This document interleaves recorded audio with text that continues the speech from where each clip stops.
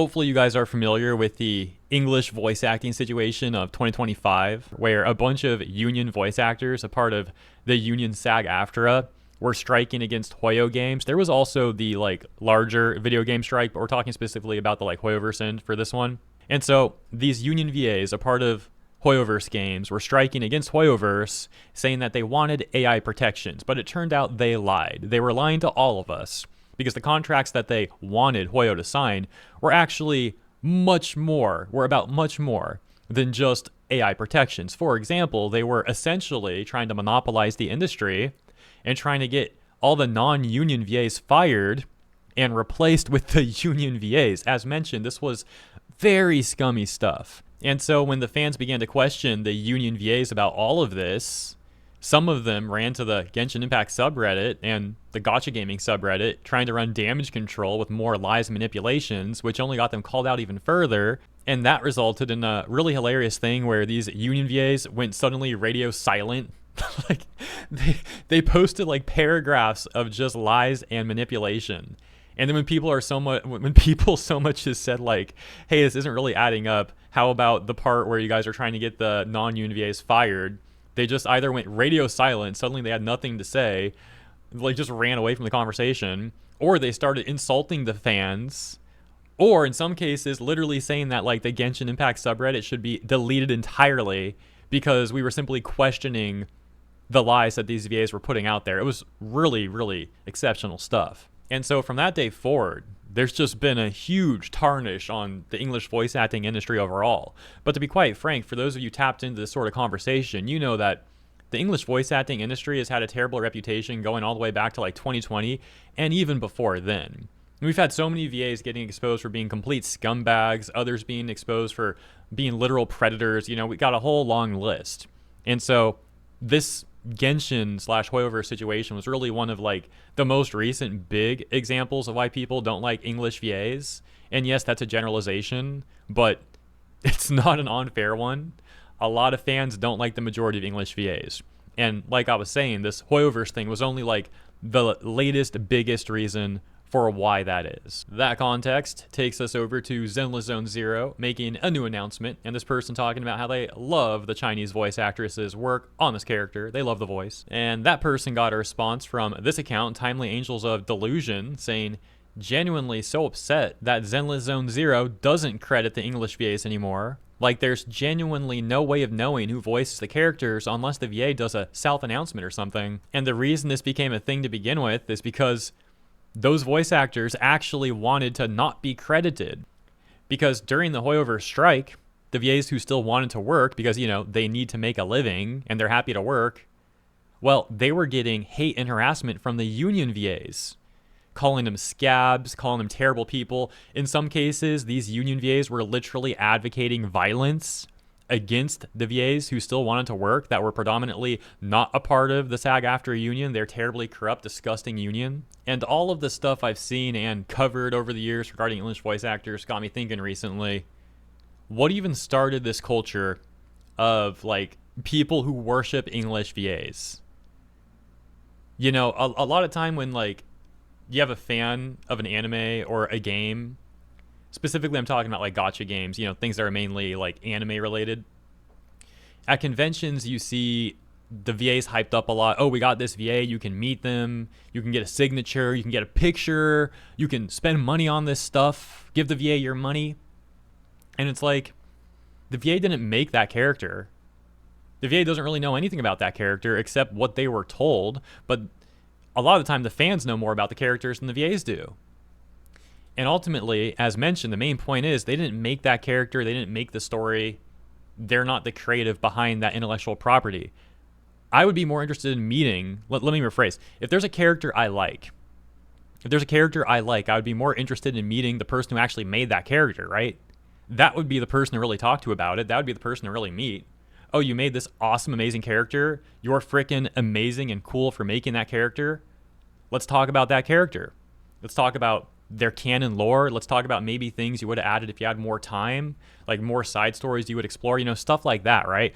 And obviously, I get it. There'd be a long line. You wouldn't be able to have a too long, in-depth conversation with them. But my point is, you would think that you'd really want to meet the creator more than the VA. Thing is, for anime specifically, yeah, obviously it turns out the creators are Japanese, as we all know. And some of them might not have great English. Some of them don't really speak English at all.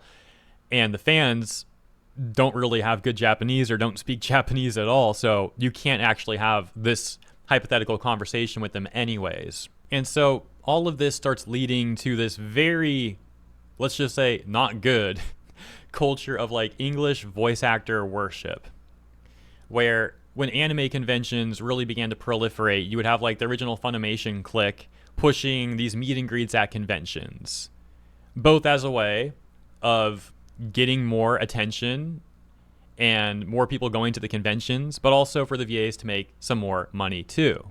And look, I'm not going to sit here acting like all of it's bad. Fine, fair enough, you know, it could be a totally okay thing. Where it gets bad is, as mentioned, when it starts becoming this worship culture.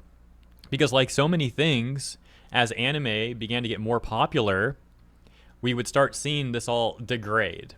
Greatly degrade. It went from, hey, this VA does this character, you can meet and greet them if you like, you know, that's cool, to the VAs suddenly acting like they are literally that character. They quite literally leech off the intellectual property, and some of them act like they are the arbiter of that character. For example, let's talk about Genshin again really quick, because it's a recent example, despite the fact that this stuff has been going on way before Genshin, predates it.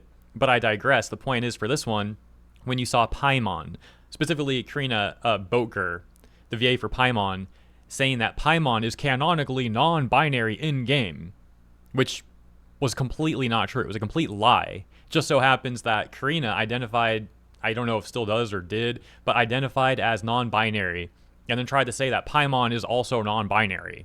Not even because the VA is, but because Karina just wanted Paimon to be non-binary. Hey, let's lie about this character for representation. And, you know, from there, we just have all manners of nonsensical examples we can go to. Oh, hey, the VA needs to literally be the same race. If you have a black character, it's got to be a black VA. Oh, okay, but what about the black VAs that voice Asian characters? Oh, no, that gets a pass. Well, that seems like a double standard. No, you're just a chud. You know, it's just the most nonsensical stuff. It went from like a pretty okay thing to these English VAs thinking that they have this great power to dictate everything about the industry. And then over the years, when fans get sick of that, they start pushing back against it. These VAs freak out. They were loving the VA worship culture when it was all in their favor and people wouldn't question anything and they'd go along with it. But as more and more controversies began to pop up with English VAs, suddenly they lash out at the fans more and more and more. And they were so overconfident and egotistical that the whole Hoyoverse strike thing, they really thought the fans were just going to go along with everything. They really thought, oh, hey, yeah, we can just use the fans as like our pawns, literally like a chessboard. Like we'll pretend like the fans are pawns while we sit back here as the SAG kings and queens. And they would send the fans, their pawns, once again in their mind, we're all just pawns to them, send us out to harass Hoyoverse, to try to get Hoyoverse to capitulate to their demands by signing this highly corrupt agreement, this highly corrupt contract. This happened. These VAs were saying that we should email Hoyoverse on their behalf, demanding that Hoyoverse sign this stuff. And like I pointed out during all my coverage of the situation, it's crazy because, you know, people generally don't want to just support the corporation. Generally, if you have like a contracted employee, an individual or some individuals, and a corporation, people are going to see the individuals as the underdog and they're going to be inclined to side with the underdog, the individual. But this corruption from the English VAs was so bad that we all were defending the corpos. We were defending Hoyoverse. Imagine that. Imagine English VAs being so corrupt, so morally bankrupt, so manipulative that we'd rather defend Hoyoverse over siding with the VAs. It was a crazy situation, but they brought it upon themselves. And so, yeah, you actually got to feel bad for Hoyoverse in this situation. They were getting presented such an unreasonable, obnoxious contract that would even, as mentioned, screw over the non-union VAs. And of course they weren't going to sign that. And the VAs got mad at us for not demanding that SAG sign or that Hoyoverse sign it. It's freaking hilarious. Here's the final point that I'm going to make about the union VAs in this Hoyoverse situation acting like they're the most important people around. For months, this strike went on that they called a collective work refusal, however they want to try and spin it, whatever. But for months, this strike went on, and this negatively impacted the entire game. It caused production issues, scheduling conflicts. It caused a negative player sentiment to the game itself. It caused lower sales for certain characters because people didn't want to pull for those characters anymore because they didn't want to have a character associated with the VA, a VA that they didn't like, right? And so there's obviously a lot of people that work on these games. You have the devs, you have the artists, you have the other independent contractors, etc., etc. Tons of people working on this stuff. And these VAs were willing to negatively impact the entire project and all the fans, their experience with this, simply because they wanted more. They wanted more everything, more money, more power, more control.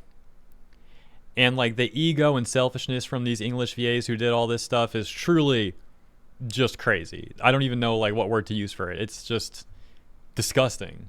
In closing, once again, there are some cool English voice actors out there. They're just very few and far between. And I was going to end my video by saying something like, here's some advice for the English VA industry. But you know what? Why am I even giving advice? I literally cut that recording and I'm not putting in the video because, first of all, the few cool ones out there, they don't need that advice. They're already doing just fine, right? The advice would be for the scumbag ones, in which case, why am I helping them?